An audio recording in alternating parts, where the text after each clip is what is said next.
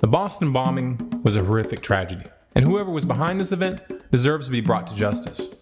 Unfortunately, there's a great deal of evidence that indicates that this isn't going to happen. The mainstream media and government authorities are hiding the real story. In this video, we are going to demonstrate that at the very minimum, the authorities had prior knowledge of the attack and allowed it to happen. Now, the first anomaly that surfaced immediately after the bombing was an eyewitness account indicating that there were government agents on the scene and on the roof right before the blast.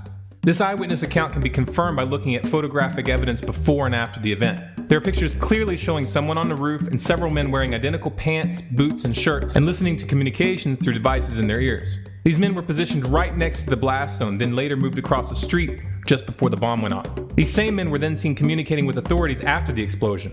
One photo shows one of these men walking around on the scene with an unidentified device. Another shows someone crouching next to a backpack in a doorway.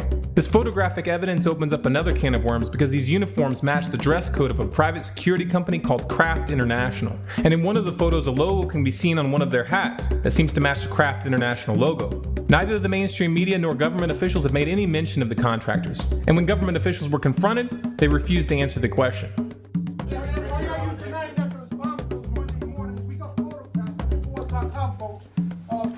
Next question, please. Next question, please. Yes. So there's a lot more evidence of a cover-up that we aren't even going to touch here because it would open up way too many tangents. If you do a little research on your own, you'll find plenty of information. Just what we showed here clearly indicates that the Tsarnaev brothers weren't acting alone if they were indeed involved in the bombing. However, their parents have come forward stating that their sons had been in contact with the FBI for years and that they were framed by the US government. There are also serious questions concerning the death of the older brother. The mainstream media released this footage of someone closely resembling him being placed under arrest, alive and well. Yet shortly after, it was reported that he was killed in a shootout. Just like in the Dorner case, it seems like someone didn't want these men to get the chance to stand trial. Of course, the authorities haven't commented on this at all. What really happened?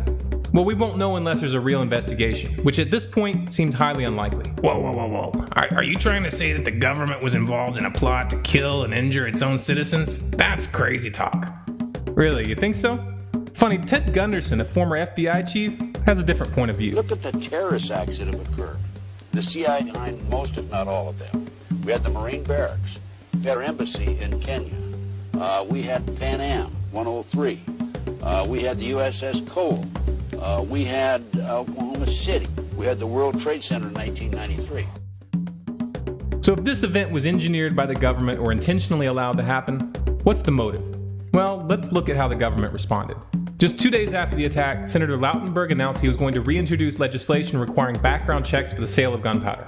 And as we warned in a previous video, while everyone was distracted by these events, they passed the CISPA internet bill in the House. Now it just has to go through the Senate. Also under this cover, the president signed a law called S-716, which basically gutted the Stock Act, which was intended to make it harder for the legislative and executive branches from engaging in insider trading. The media distraction conveniently kept the attention off of this. However, the most disturbing aspect of this situation is the way they used it to roll out martial law on the streets, using the exact armored vehicles we had exposed in a previous video entitled Government Preparing for a Collapse, and not in a nice way. We saw these militarized SWAT teams searching from house to house with no warrants. The streets looked like a war zone. This was a further extension of the abuses we saw in the Dorner case.